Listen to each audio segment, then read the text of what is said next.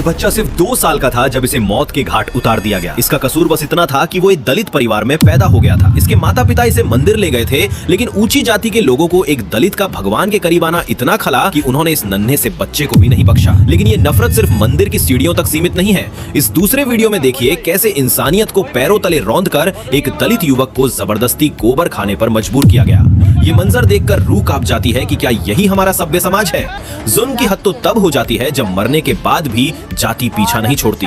यहाँ एक दलित की मौत हुई तो उसे दफनाने के लिए 2 गज जमीन तक नसीब नहीं हुई। शर्म तो तब आई जब पुलिस ने भी उन दबंगों का साथ दिया जिन्होंने दंगे की धमकी दी थी। जब शमशान में जगह नहीं मिलती तो बेबसी ऐसी तस्वीरें दिखाती है।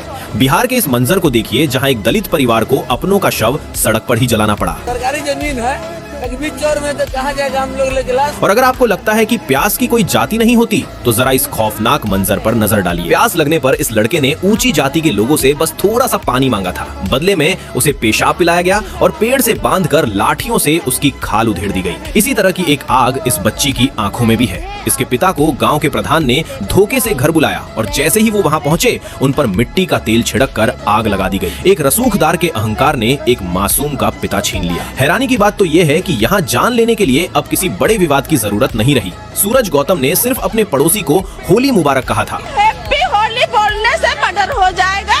ये कौन सी किताब लिखी है? लेकिन ये भाईचारा ब्राह्मणों को रास नहीं आया और मोहित तिवारी द्वारा बुलाया गया भीड़ ने उसे पीट पीट कर मौत के घाट उतार दिया गया। ठीक इसी तरह आस्था को भी हथियार बना लिया गया है। कुछ ऊंची जाति के लोगों ने अवधेश पासवान नाम के युवक को सरेआम गोलियों से भून दिया क्योंकि उसने जय श्री राम बोलने से इनकार कर दिया था। 8 बजे 9 बजे के भीतर उसको हत्या कर दिया, गोली का मार। क्या अब जीने का अधिकार भी नारों से तय होगा? नारों का ये शोर गलियों से निकलकर घरों के भीतर तक पहुंच चुका है। एक दलित बच्ची के घर में घुसकर पूरे परिवार को लहूलुहान कर देती है। इस बच्ची का गुनाह सिर्फ इतना था कि उसने अपनी मेहनत के पैसे मांग लिए थे। क्या बोल रहे थे वो लोग? बोल रहे थे जय बजरंगबली जय माता दी और बोल रहे थे इसके हर एक परिवार को मारेंगे। सब बहुत डर लग रहा। हमारे परिवार को सबको मारा था, सबको घेर के खींच के मारा। अगर आपको लगता है कि शहरों के दफ्तर सुरक्षित है तो इस वीडियो को देखिए। टैलेंट के इस दौर में आज भी सरनेम से औकात नापी जा रही है। जाति क्या है? बोल, जाति क्या है? जाति क्या है?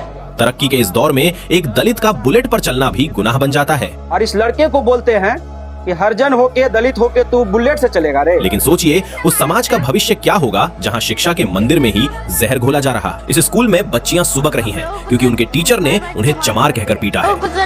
बार बार चमार करते हैं, बोलते हैं तुम लोगों के ऊपर थूकना चाहिए।